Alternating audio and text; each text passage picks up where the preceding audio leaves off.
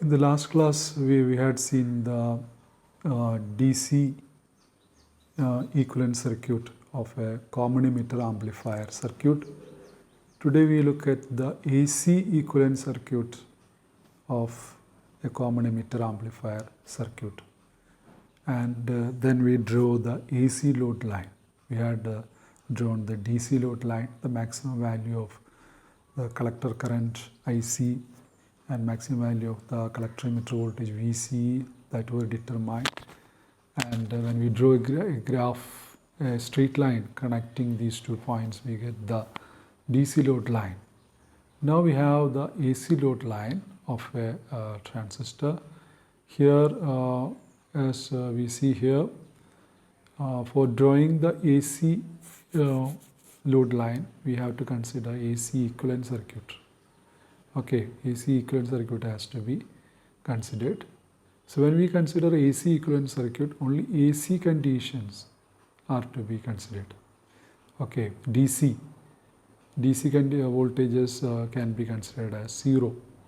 Okay, the DC voltage is considered as 0. So DC currents are considered as 0 because DC voltage is not there. So only AC conditions, the AC currents need be considered. And the capacitors can be considered as short circuits to all the AC signals. It can be considered as short circuits.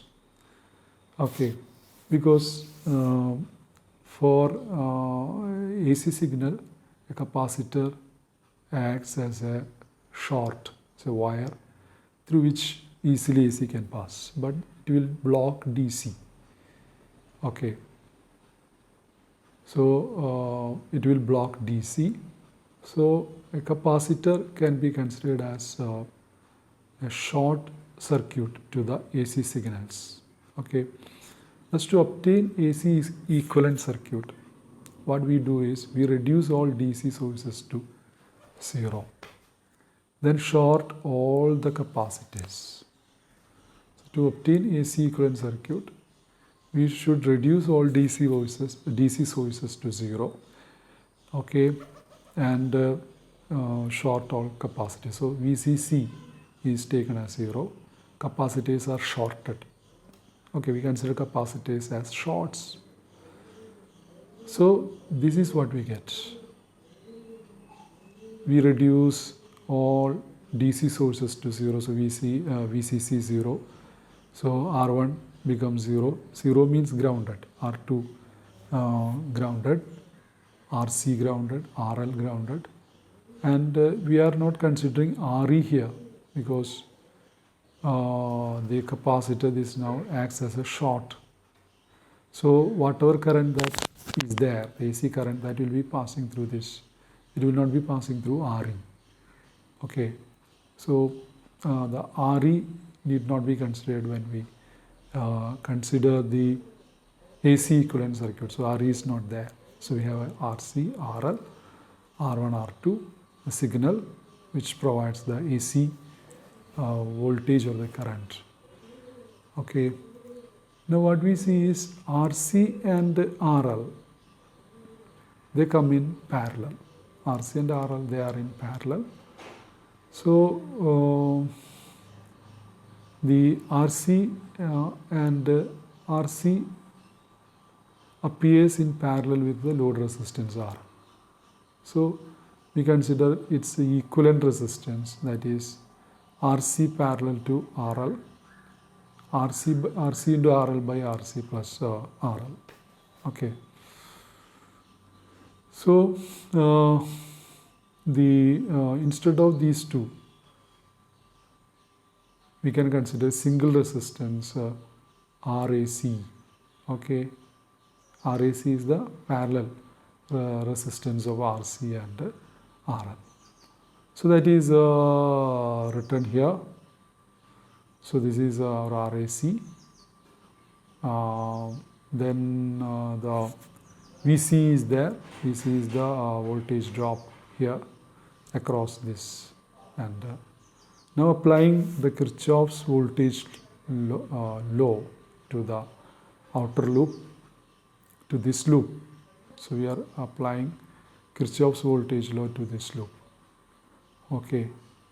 So here as we apply the Kirchhoff's voltage law, here in this there is no voltage source. So as we go in like this, here we have the voltage drop VCE, and here the voltage drop is IC into RAC, and there are no voltage sources here. So we can write it as VCE plus IC RAC, that is equal to 0, because there are no voltage sources, so that's why we have 0 here.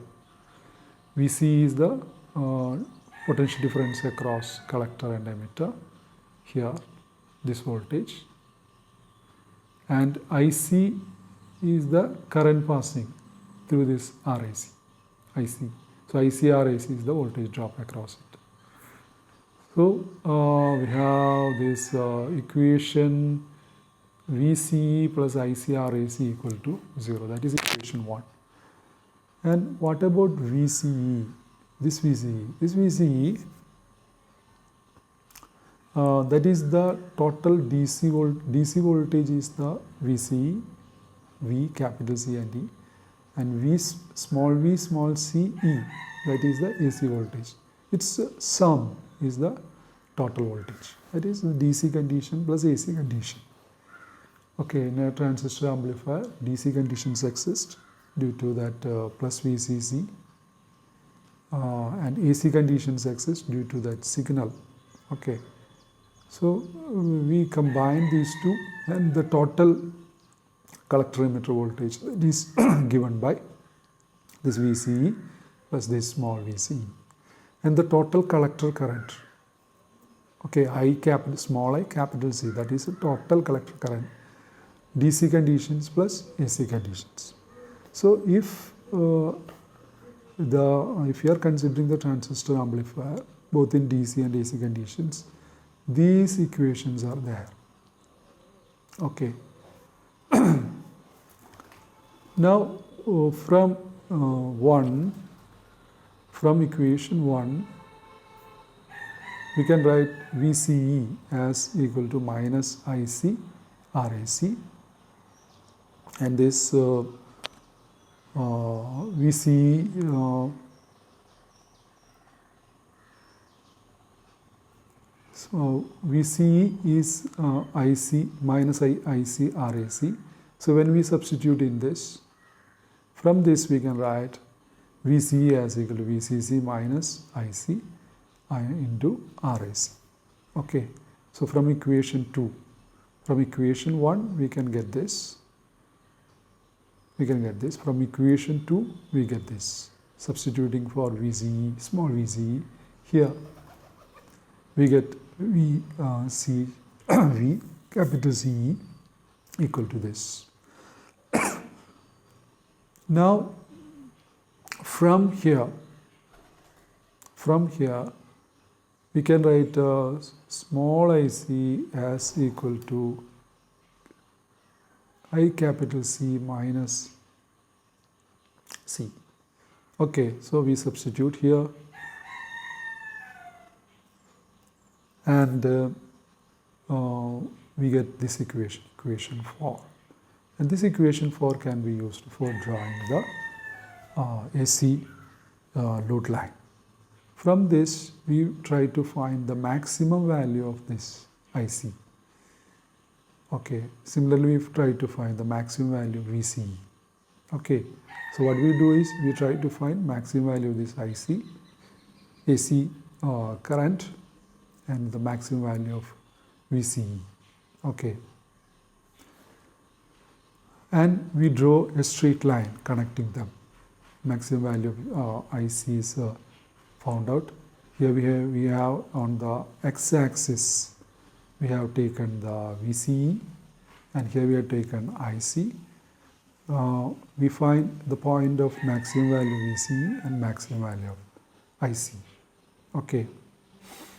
So maximum value of VCE can be obtained from this equation when we put this IC as equal to 0.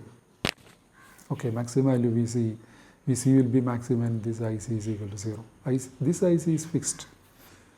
That is the Q point current due to that biasing conditions. So this is fixed and this is varying. So we take this this as 0, this IC as equal to 0, and we find the value of VCE. So that is equal to, from this, if I put IC as equal to 0, I will be getting VCE as equal to VCE plus IC into RIC. Okay. Similarly, so this is the maximum value of VCE. Then maximum value of IC. This is obtained if VCE equal to 0. Okay, so we put VCE as equal to 0 here. So VCE here we put this as equal to 0. This is put as equal to 0. And we have this as equal to